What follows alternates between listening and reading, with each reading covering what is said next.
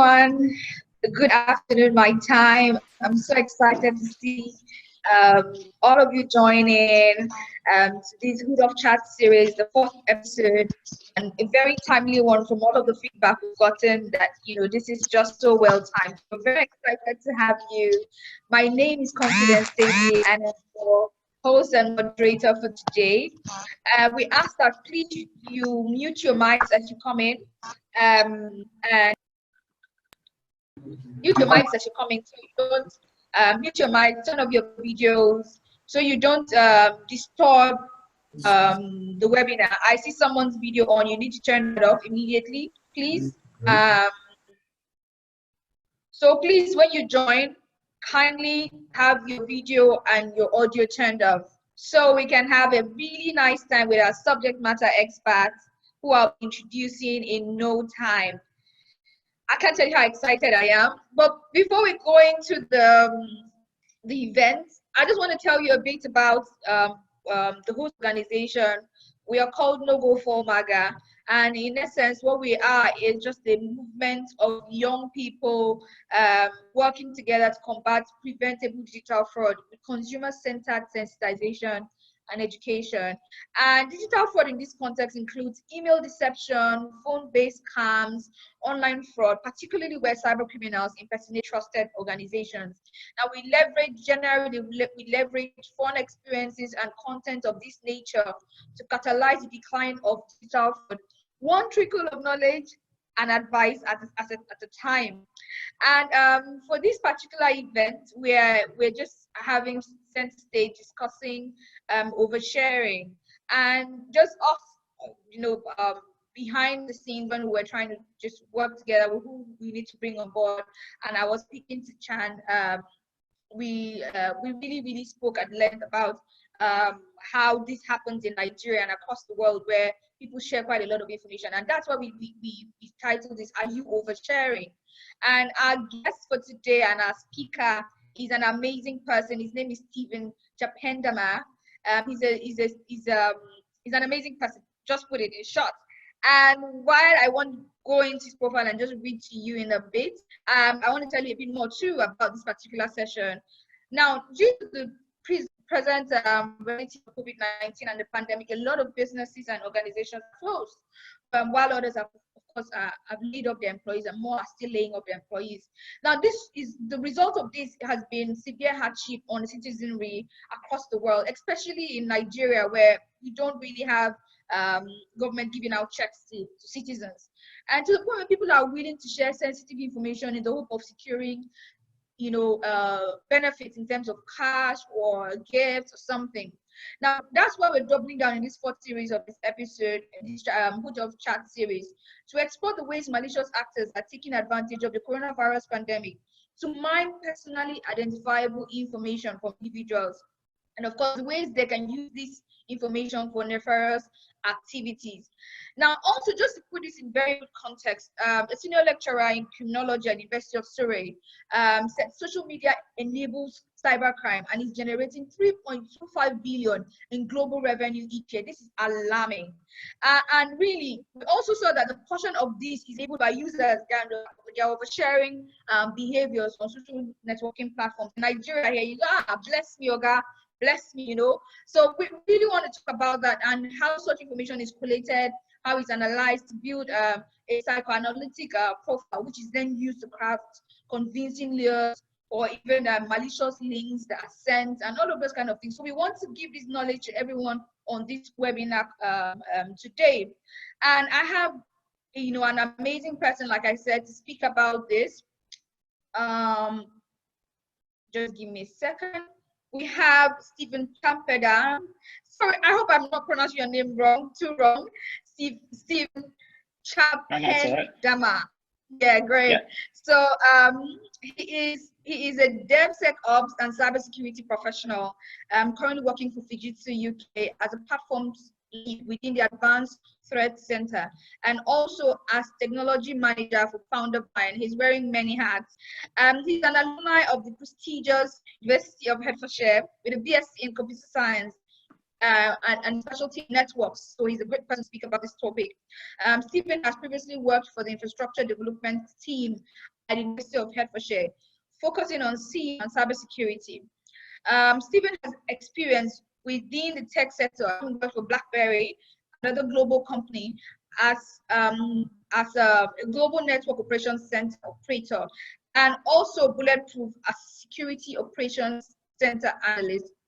Now, for me, this is my own part of the profile that gets me really gingered. Stephen is a public speaker. Like, how many of us security professionals are public speakers and can introduce themselves as public speakers? So we're getting the best of worlds today. It focuses on diversity, oh my days, and inclusion in cybersecurity and across the tech ecosystem. Stephen, I'm excited to have you. Welcome everyone. Welcome, Stephen. Please let's just give him a very warm welcome in the chat section. Welcome, Stephen. Thank you very much. Thank you. Let me share my screen. Go ahead.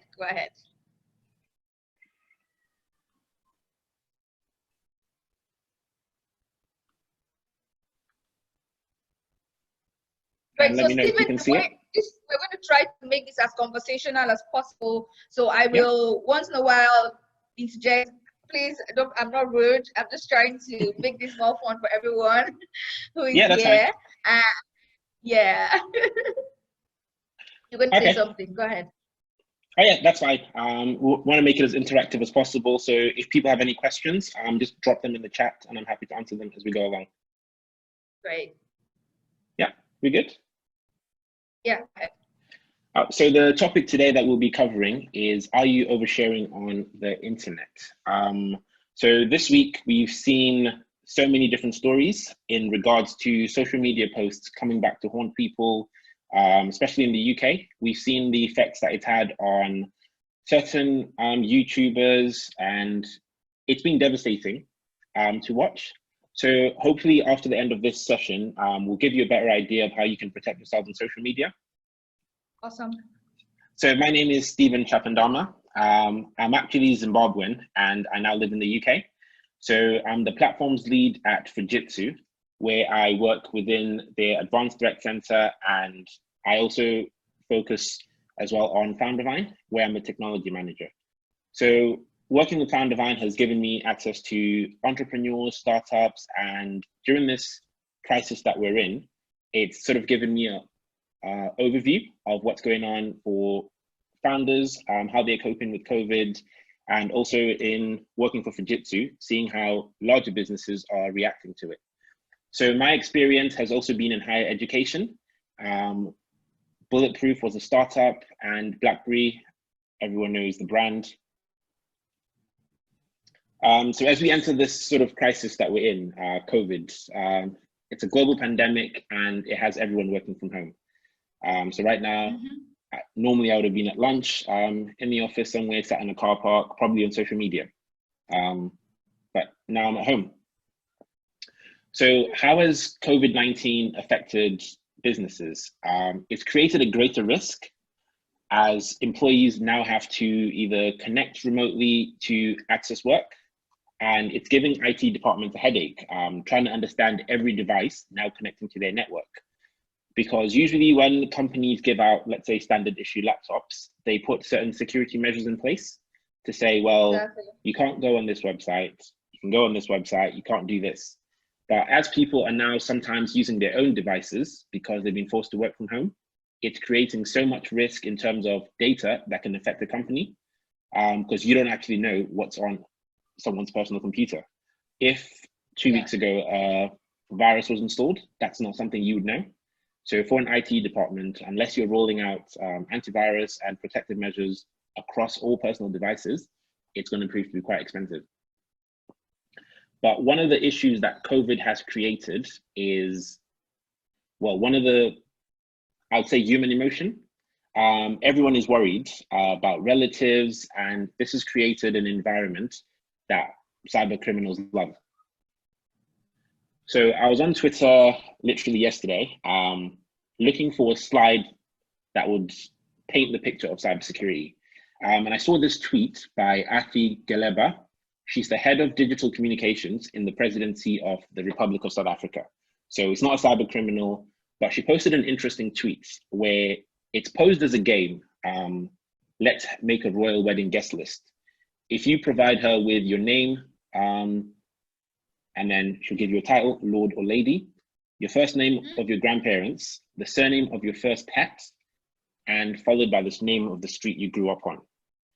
For some people, they would have saw this innocent tweet and responded, engaged, because that's how social media works. But if you're in cybersecurity, you'll recognize that some of these questions are used as secret questions to get into your email. So if now someone, if someone was to fill in these details and I already have their email, all I have to do is click forgot password and I now know the first name of one of their grandparents. So what are these cyber criminals after? Personal identifiable information is information that can identify who you are. It's relatively simple. But what makes it more complex is what they do with this information. So even if someone just finds out my name, what can they actually just do with my name? Well, if they use Google, they can start escalating from one piece of data and start collecting. If they go on my social media, they can easily find out my birthday. They can easily find out where I work. They can easily find out more of the information about myself. Where's the first company I worked for? And they can actually start building a profile on myself. And as we look at some of the damage that can be done, if from just my name, someone can now start inquiring different credit lines for myself. They can sign me up to services if they've used Google well enough to find out my address, if they've used social media well enough to find out more information about me, so who I live with, etc. For businesses as well, it's an employee or a human behind the system can sometimes be the biggest vulnerability to any system. So you could build the most secure system in the world, but the human behind it is still the weakest point. So one of the interesting cybersecurity techniques that people go for is phishing. So years ago, we used to all get emails from a prince who needs help transferring money if you provide him with your details. It's moved a bit further than that now, and all these phishing campaigns, as they're called, and now it's more targeted at you. So someone will spend a lot of time doing research. So if you've been watching Netflix, you would have seen a show called You. And that was a very good show in the sense that it showed you that a cyber criminal isn't necessarily someone sat in a basement somewhere hacking you. It can be someone that you know. It can be someone with a vested interest enough in you to start researching you. And as they build this profile, for businesses, this can be quite damaging because if, for example, an employee works with the CEO and they get hacked, it can be an easy route into the CEO. That's correct. So as we start looking at how is it done, so we start looking at bots and web crawlers. So these are tools usually written in Python that just sit and go on Facebook and download all the data looking for specific things. So if I went on Twitter, a very good use case is airlines. Most people right now, because of Corona, are complaining to airlines about refunds. They had flights that needed to be canceled and airlines are offering either refunds or credit. If you go on Twitter and you find an airline, let's say South African Airways, a lot of people are revealing information they shouldn't be revealing. So they're revealing their flight number. And if you just look at their Twitter name, you find out their surname. So if you go on quite a lot of websites and you want to check your booking, all you have to do is put your last name and your booking reference. And from there, people can actually cancel your flight. If vouchers are now being given, this could be the start of a phishing campaign, because now that I know that you fly with South African Airways, it's very possible for me to now write up an email and pretend I'm from South African Airways. Exactly. So this is where bots and web crawlers are coming in, because there's people crawling the accounts of all these airlines, just trying to find information. So if they see a reference number, so if it starts with RSA as the unique tag, it's very simple to just search for that and bring back all the tweets with that tag. Okay, so Stephen, I'm just going to break you there. I'm going to pretend I don't know what crawlers or web crawlers are. Maybe are there children that just crawl on their phones? What does that mean? What are bots and what are web crawlers? So just give us like a layman a layman definition or some kind of explanation. What's that so people can understand? Yeah, so a bot or a web crawler is an automated system with one given task. So if you think of a farm, if we're farming for oranges, but the oranges are growing with lemons, we want a machine that can be able to just pick up the oranges and put them to the side. So that's kind of what a bot does. It's given specific instructions to literally go and find these terms, and it will scroll through the internet. I'm just going to share an experience I saw through literally yesterday. I saw someone had written a program using Twitter's API to automatically fetch bank account information that has been shared with a particular Twitter handles. Yes. So it's a very simple program, but it's amazing. It's harvesting quite a lot, especially in Nigeria, where people have been doing a lot of these giveaways and asking people to share their bank details. So we're going to touch on that later, but that's just an example, and it's exactly how bots and web crawlers work. Yeah, so so bank details. If you look at even mobile phone numbers, some people write web crawlers just to collect your phone number. And from your phone number, they can literally just text you, "Hi, I'm from this X company," because they saw that you posted your number online from a specific website. So they know a specific detail enough about you to trick you into perhaps revealing more information. So when we start getting to phishing emails, phishing emails are the emails that most email clients can filter out. So if you ever check your spam inbox, you will find there's so many emails that have come in, but haven't actually gotten into your inbox. And as you review those, you can actually now start seeing that, oh, there's a pattern. So if we start looking back, sorry, Stephen, I'm just going to break you there. Please, if you turn on your video, I will have to knock you off the call of the webinar.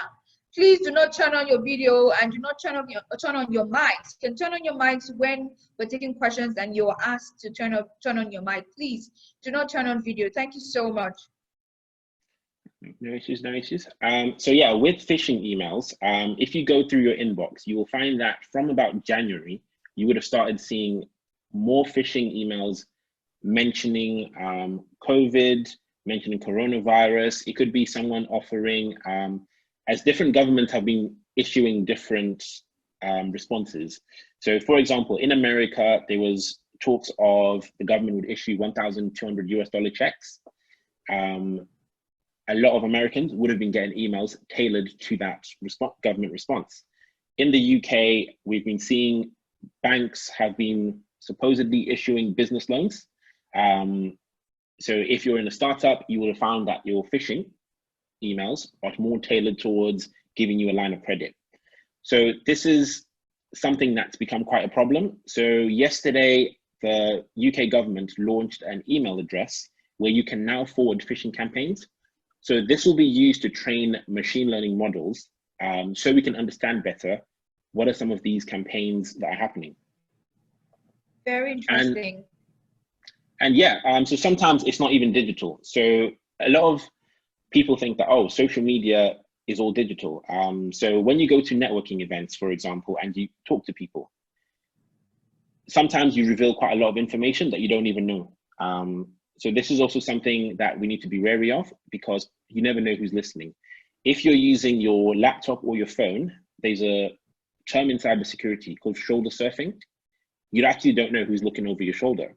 So one of the company requirements that quite a lot of businesses give you now is a privacy screen for your laptop, where if you're sat directly in front of it, only you can see your screen. So this is some of the ways that people are combating stuff such as shoulder surfing, where you don't actually know someone is reading your information. And when we get to WhatsApp, for quite a few people, it's been a turbulent time with WhatsApp. We've seen all sorts of remedies being shared. but also you start seeing offers. A shop you've never heard of is now doing 60% off on an item that's sold out everywhere. But all you need to do is just sign in and give them some details to get that voucher. So all of these things are leading to just collect more information about you. And as we've seen, so House Party was an app that launched it launched last year, but it became quite popular during this COVID crisis.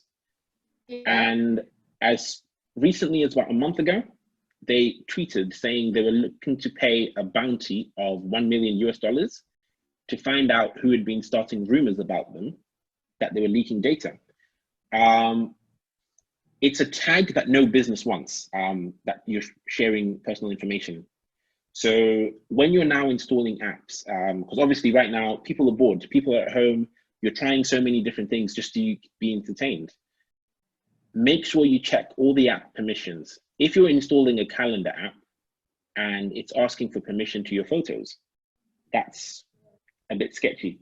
If it's a game, but it wants access to your text messages, to your files, storage, everything that's on your phone, why would a game require that? So sometimes it's just a case of, I'm not comfortable with the app permissions that you're trying to take, so let me uninstall. And this brings us to one of my favorite parts of cybersecurity. It's a process called open source intelligence gathering. And this is a technique where you find out information from openly available sources. So if we fast forward to back in the day, if you wanted to know something, you'd go to a library and they give you a reference to where you can find that piece of information. And this is similar to open source intelligence gathering. So what does Google know about you is actually quite an important question. So whenever you want to search for information on Google, so let's say we want to search for myself, Stephen Chapendama. If you search for just my name, chances are you will get some stuff about me. But what Google does and how search algorithms work, it will actually search first for Stephen, then for Chapendama, and then it will merge the results.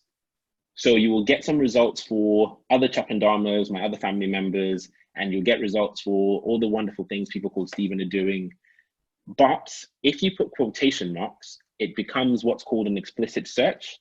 So if you're looking for yourself now and you want to build a profile, what I recommend is going on a browser, going in incognito mode or any privacy mode so that it doesn't have your cookies from your session. And you start from there. What can you find out about yourself? So literally search for your name and look for information that shouldn't be there. So if you can find out where you work, if you can find out where you live, who you live with, or even some of your friends, be it your partner, all that information that can be used against you. So there's a saying, one man's trash is another man's gold. And this is so prominent in cybersecurity. So just because to you, it's, well, information that I entered on the internet years ago, it doesn't mean to a cybersecurity person who's building a profile about you, it's not going to be useful. So literally a few days ago, I was speaking to my friend about this very topic. And as we Googled herself, she said, yeah, everything is fine. But from what I Googled, I was able to find a website she made in first year of uni in 2012. And on that website, it was literally just a small profile about who she is and what she studies. So it mentioned how she studied economics, but there was key information as to what high school she went, what sixth form she went. And also at the very bottom of the page, you could actually see the email address that she used to sign up with. And that email address has a full name. So as we've gone over time now, we're starting to see the old advice that we were given so many years ago that, oh, you can't have your email as stephenlikesthis@gmail.com. It has to be professional, put your whole name in it. But now as we get into this cybersecurity age, you start realizing having my whole name in an email is actually quite risky. Because if a person doesn't know me, in one piece of information, I've given him my whole name. So some tips for us to stay safe. Clarity, you need to know what's out there. If you go on your Facebook profile, go start looking through some of your posts. Did you share something that could be used against you? Using these explicit searches. So if you go on Twitter, for example, and you search for your username and any term. So if I wanted to search for, what did I enjoy in 2012? Football. If I wanted to search for any tweets about football that I tweeted in 2012, I would literally just search for my username in quotation marks and the term that I'm looking for. And I will see all the tweets and I can decide, maybe now I've changed teams and I don't want to be associated with that team anymore. So it's as simple as that. If you also find websites that you don't understand, I've actually forgot the email I used to sign up. Every website will always have an IT support admin or someone you can contact to say, hey, this is information about me. It's unsafe for it to still be here. Please, could I have it removed? It's your data, and sometimes you do have the right to ask. Companies can make it difficult for you, but there is laws in place that can help protect you. Privacy. So when you're setting up profiles, you don't always have to put your full name. So if you make a Twitter account, you can actually use aliases. So if you sign up for things, I actually have 2 email addresses for the specific reason. I have my professional one that I give to actual people, but when I'm signing up for services that I'm not really too sure about, I have an info@ email that I just use. That way I'm limiting the amount of information they can find about me. So if they were to ever search for that email, they won't get any personal identifiable information about me. So this is one of the, I'd say, where cybersecurity now starts coming into, well, paranoia. So some people say, oh, but you're being paranoid, but you actually never know what someone is doing in terms of who's actually looking for you. So we've mentioned phishing quite a lot as I've been going through this. So Google has a phishing quiz that's actually really helpful. So it trains you to identify some of the common patterns that we're seeing in phishing emails.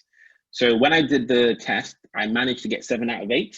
So even for myself as a cybersecurity professional, it's still a very difficult skill to identify phishing emails.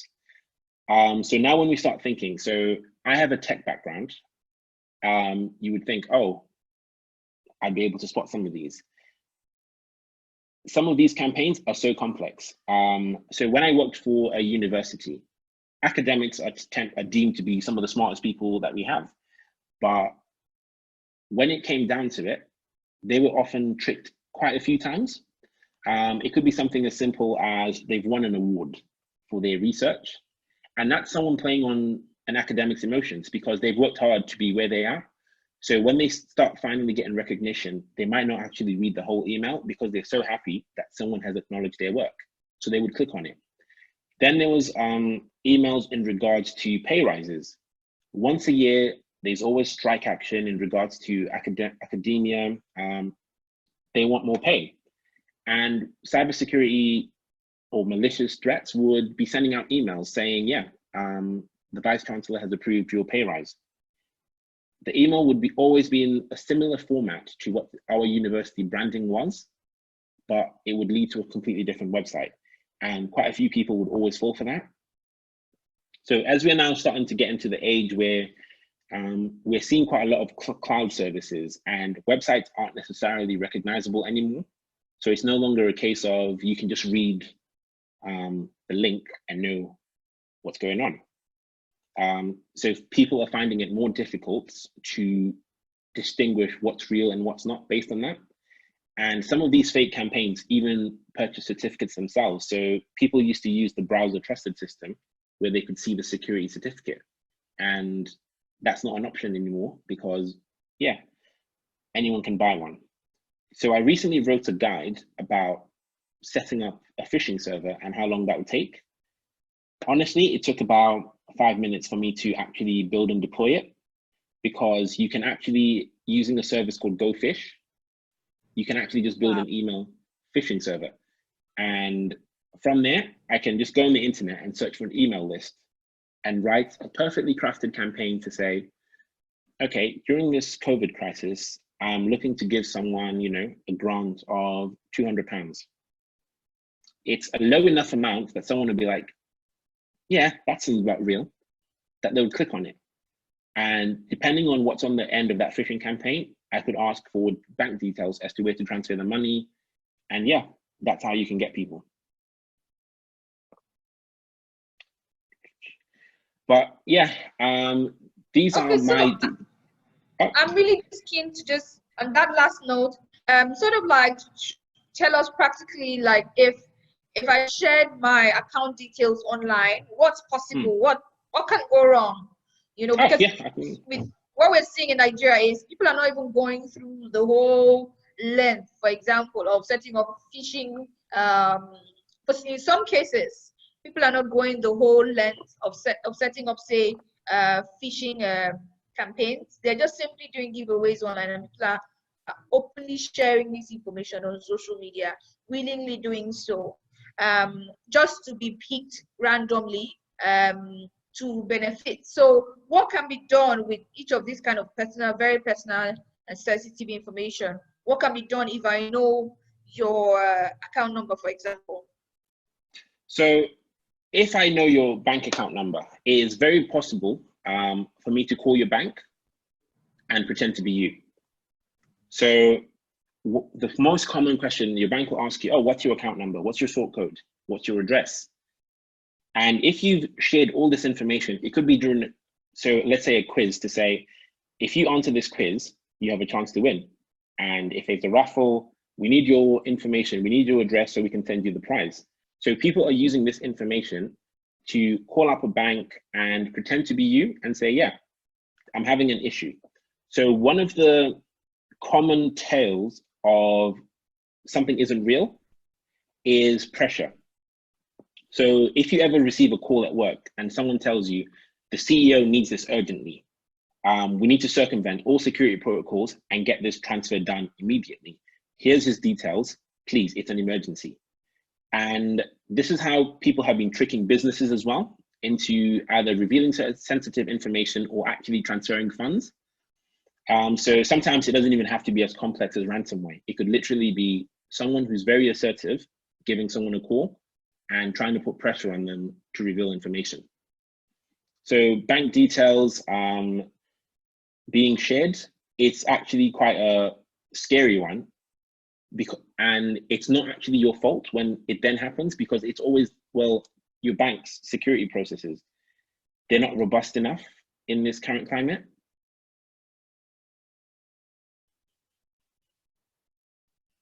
Okay, thank you very much there.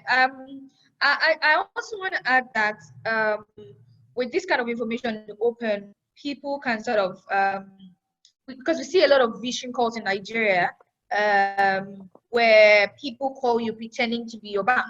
So when people share their bank information online, not only do they open themselves to be defrauded or by cyber criminals directly from their banks, but they are also open to being to have their banks impersonated by the cyber criminals to trick them into taking certain actions.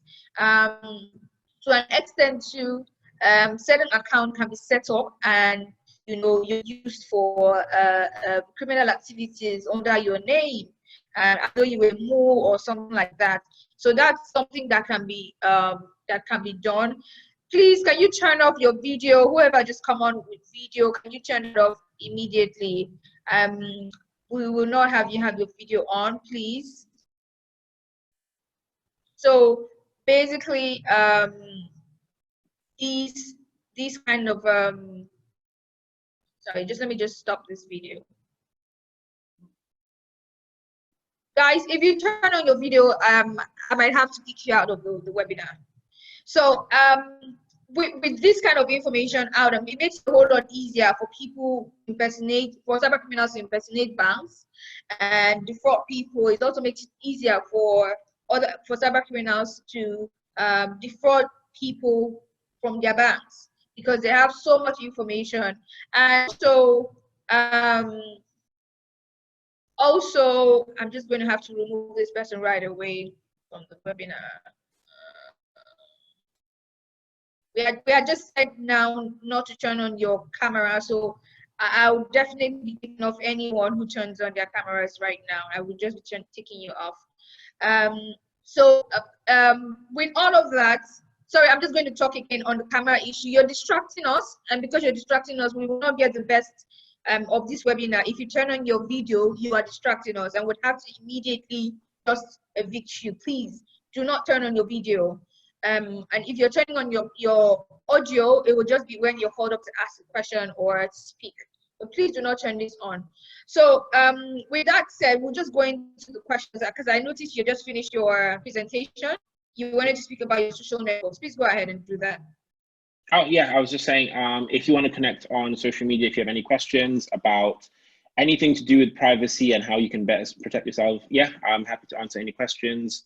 And yeah. Awesome, awesome. Thank you so much for such an eye-opening session. So Stephen, I'm just going to be asking you some questions, and would also be questions from the audience. Someone has already sent in theirs. I think William Matenge has already sent in William, please tell us where you're joining this from. Just tell us the city where you're joining this from quickly. But before we have William and respond to that, I want to ask, so you already touched on, I had planned to ask, how do you search for information about you on social media? And you shared one. Are there more tactics you want to share? How do you find out if you've shared some sort of information? You shared on Google, and there's more you want to add to that, go ahead at this point. Can you recommend a checklist or a method that can be used to control sensitive information while using social media? I know you had mentioned something about using aliases in email accounts, aliases in your name and email account that are not showing your full name if you're looking to find information that you might have shared without necessarily knowing. Do you want to throw more light on that?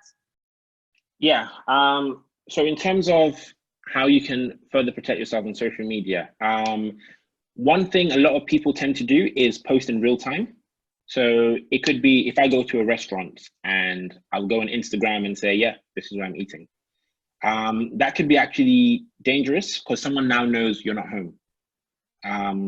And if they've already figured out that you live by yourself, what's stopping them from breaking into your house? So this is like one of the key parts of using social media responsibly that people should be aware of. So not everything has to be shared as well. Being able to take a step back and think, do I need to share this in this much detail? What can someone pull from this that they didn't know about me already? So that's always like one advice I give to people. Not everything has to be shared on social media. And also know who your friends are, because I think a lot of people now are trying to grow their following, so they will connect with everyone and everyone. So if you're going to be sharing personal information, it's not the best strategy to have 10,000 friends on Facebook or a Twitter with such a large following that you don't know who's who. And like I said, people are using aliases, so it can be quite difficult. Sorry, I would have to knock off anyone who turns on video. And your video is turned on. I will knock you off if you don't turn it off. Please, you're distracting us. Please turn off your video this minute. Thank you very much.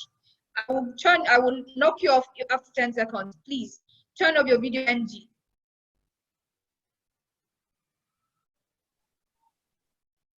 Go ahead, please.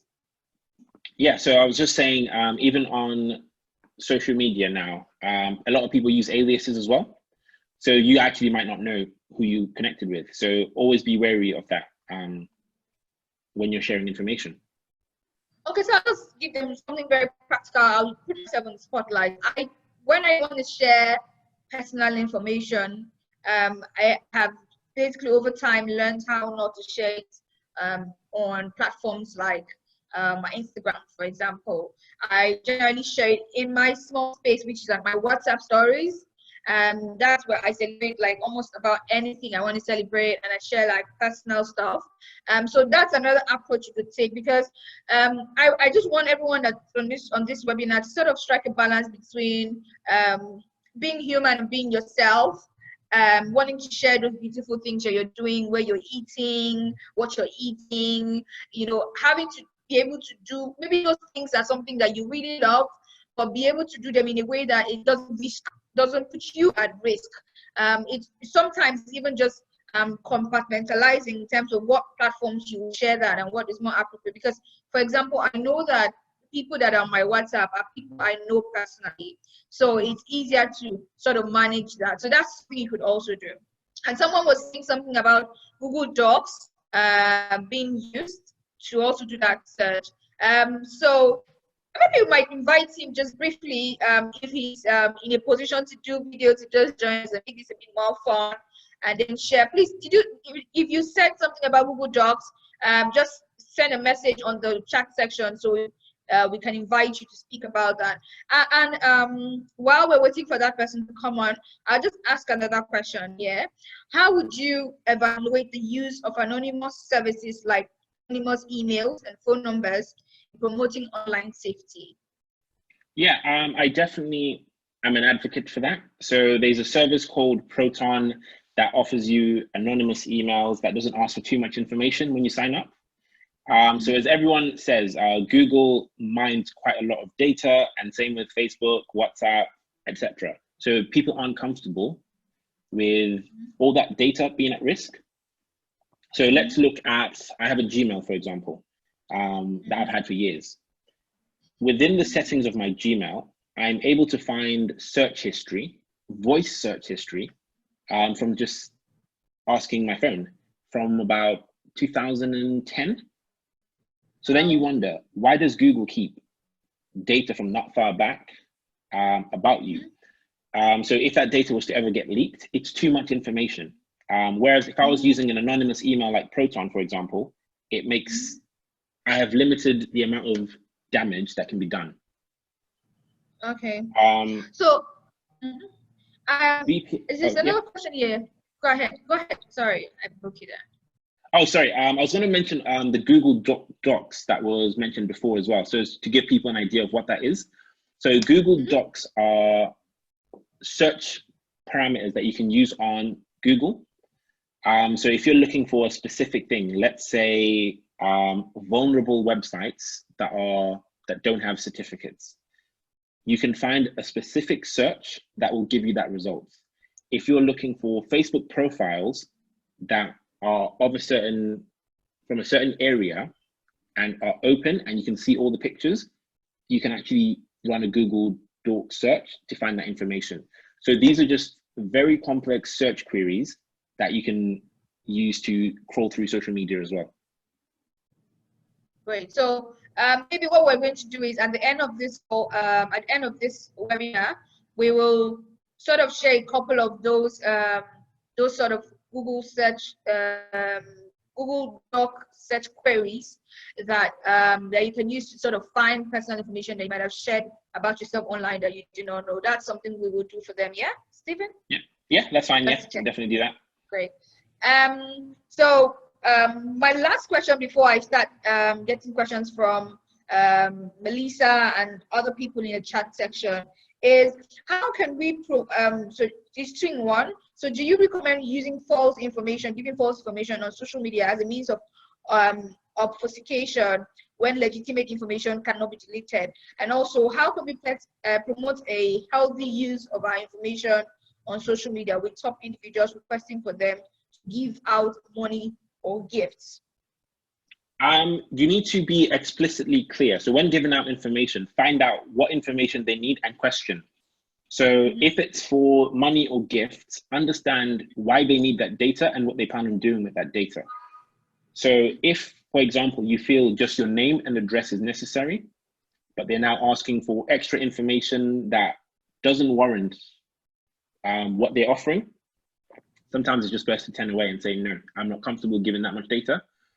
And in regards to the false profiles or anonymous ones, in certain aspects, yes, it can be good to separate your professional profile with your private profile. So if you want to have a Facebook account and just add your friends from work, that's perfectly fine. You can literally just have a Facebook profile with, for me, Stephen C, and I will just add people from work because I might be trying to separate my family from my work life. So that's perfectly fine. I think more people should be doing that because yeah, some of us don't want to see 99 pics of your cats. So yeah. Okay, great. So I'm taking William's question. William Matenge has dropped the question earlier on, and he said he would like to know how to better improve personal security on mobile numbers, seeing as we more often than not need to reveal our phone numbers on various social media and delivery apps. Bearing in mind also that our phone numbers can be a gateway to our financials. Sorry, I just scrolled too much. Can be a gateway to our financial, can be a gateway to your financials through mobile money and those kind of platforms. So, what do you have to say about that? So the issue of mobile numbers across the world, mobile numbers are not seen as a serious data threat, even though they control so much. So one aspect of mobile numbers is there isn't a consent system. So if I was to add your number, you don't know I've added it. And likewise, if you were to have my number, I wouldn't know. And if your number was ever leaked in any breach, your mobile network provider will never contact you and say, this has happened. So with mobile numbers, it can be quite difficult. But the best way is to make sure your secret question and any information that you use with your mobile network is as secure as possible. Because there's actually a cyber scam where I will call up your network provider and say to them, I'm changing phone numbers. And during the 2 to 3 day gap where they're porting over my number, I will now start receiving your texts. So I can actually authenticate on multiple platforms using your number. But obviously for me to actually reach your network, you need to ensure you set up secret questions that aren't openly available on your social media profiles. So if I can easily find out about your first address that you lived on your Facebook, don't have that as a secret question with your mobile company. So some people use different languages when they're setting them. So if you speak a language and that you know not many people will speak, that's one thing people do as well. Okay, so we got a question also from Chan. She's saying, if you see personal information about yourself online and private information such as your address, how do you remove it, or what process can you go through to get it removed? That's from Chan.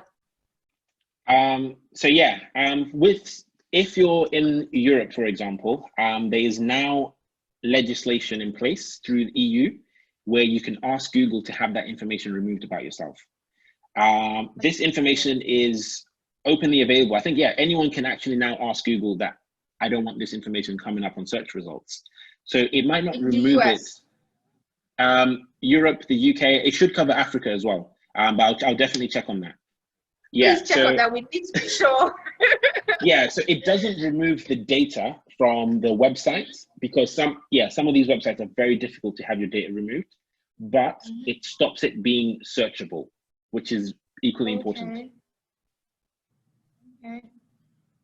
So Melissa is asking a very interesting question. I take it to heart because I am also in that space where I really want to protect my parents. She's saying, thank you, Stephen. Very informative. That's about your presentation. Yesterday, I learned that pyramid schemes are now becoming digital. So how do we protect our parents who can easily fall for this? So when it comes to obviously our parents and the older generations, the strategy is always the same. It's training. Telling people that not everything that glitters online is gold is key. A lot of people will be targeting our parents during this crisis. So we're hearing about churches now charging extortionate amounts for oils that could cure COVID. And for the older generation, they might not think twice and they'll pay. There's been so many different other scams that people are using, and it can be difficult, but it's all about communication and just having that relationship where they can actually see you as a subject matter expert and come to you and ask.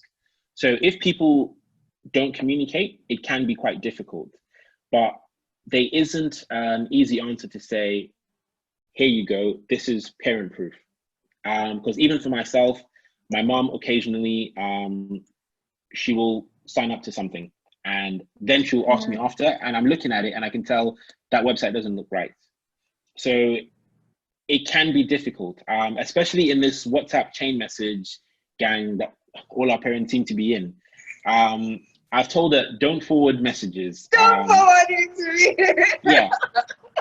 But sometimes it's good that she forwards them to me, because then I can see what she's seeing. That's true. So yeah, it's all about just that communication and making sure they're aware of some of the risks. So anything that involves them entering their personal information or card, let them ask you first, and just for you to have a read. And how you communicate back to them will speak volume as well. So it's not a case of telling them off. No, you shouldn't do that. It's about educating them. That's the risk if you do that. So don't put your information, because this could happen to you. And yeah, so literally teaching and training is the only way we can protect our parents during this crisis. This is amazing. And I just want to add there that you should also be intentional about educating them. Some of us know so much, but haven't taken the time out to have conversations with your parents about cyber safety. You know how like they had sexuality education with you when you turned of age? Yeah. This is the time to return that favor and sort of take your parents through. Oh my days. Who just turned on their microphone right now? Okay, I'm just going to mute you quickly. That's forgivable. So just take them through that kind of, you know, how they took you through a sexuality education class, sort of. Take them through cyber safety, because that's what you owe them back, maybe in return, if you want to think about it that way. Be intentional about definitely having those conversations with your family members that are in the older generation. And this is also sort of like a challenge to us to at Novo for Vaga.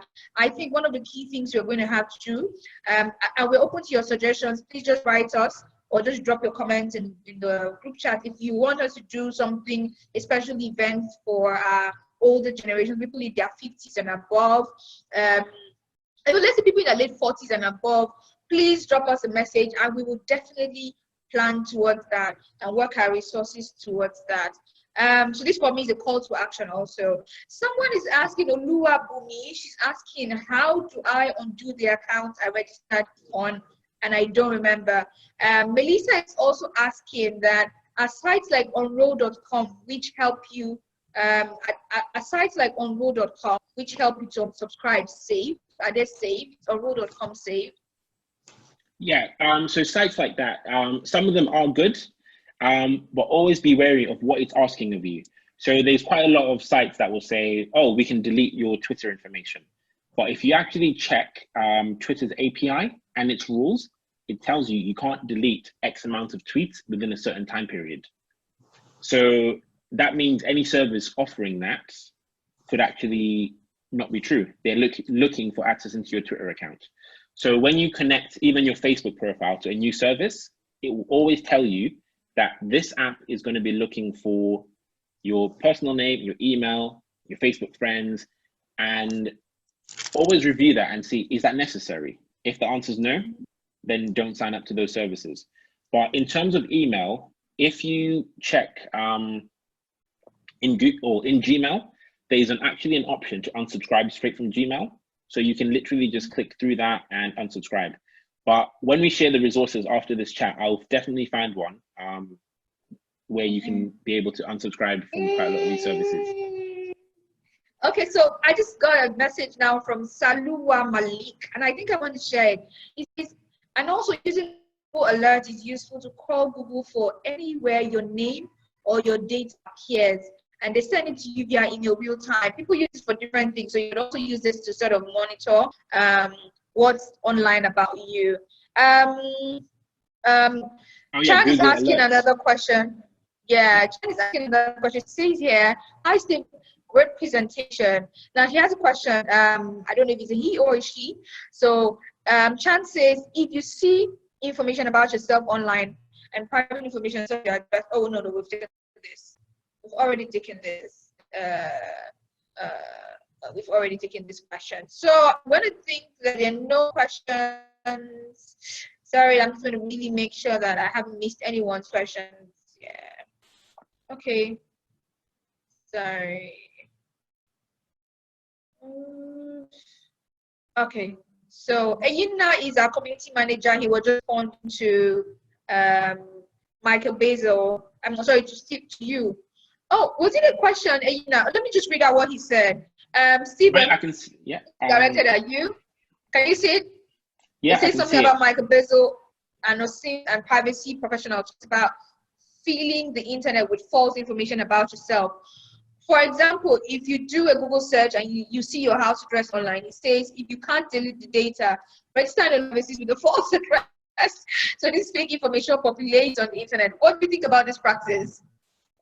Yeah, I definitely think it's worthwhile. So one of the problems we have in the United Kingdom is for our credits, we sometimes have to register on the electoral roll, and there's an open version of it that companies can buy.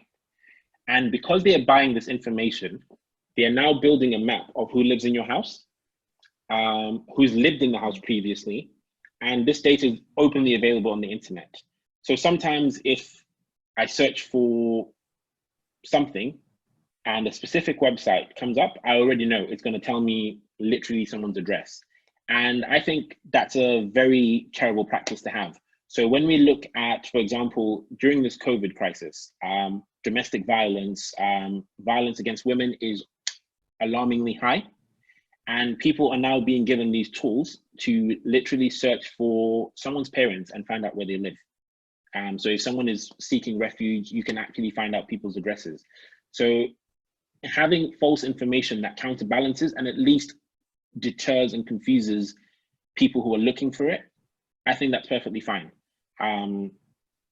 You need to be able to protect yourself, because the way the companies have been treating our data, we've lost control. So yeah, it is very difficult to hide yourself online.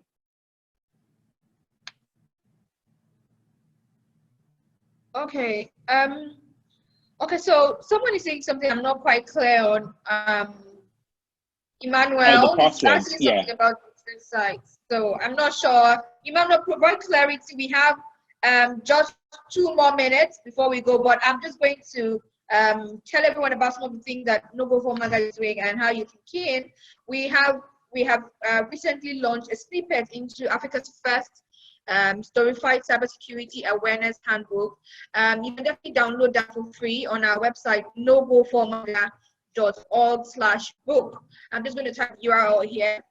You can also sign up and pre-order for our book when we basically make a physical copy available. So pre-order and be the first to grab the full book. What we've provided online is just snippets of this ebook that is first of its kind. So thank you very much, everyone. If there are no more questions, I'm just going to okay, I'm just going to sort of close out here. Any more questions? Are there any more questions? This has been like the most timely event we've had. We've just closed right on time, in just around the time we said we wanted to close. Okay, so great. If there is nothing more, yeah, the presentation is going to be shared and resources are going to be shared within 24 hours. Thank you so much, Stephen, for doing us the honors of spending your break in this way with us. We're super elated. We are going to be sharing this webinar video and the audio on YouTube and SoundCloud respectively, so you can sort of, you know, watch this again and relive all of the lessons that we've shared here very freely. I'm very happy to see many of us on this webinar. Thank you very much, and please be intentional, like we've learned, about sharing this information with our family and friends, because it's important that we get our sphere of influence to be as secure and security conscious as we are. Thank you so much for making this webinar. Thank you, Stephen, for sharing your time and knowledge with us. Thank you, everyone, for joining us. It was a pleasure having you all here. Thank you so much. Thank you. Bye. Bye for now.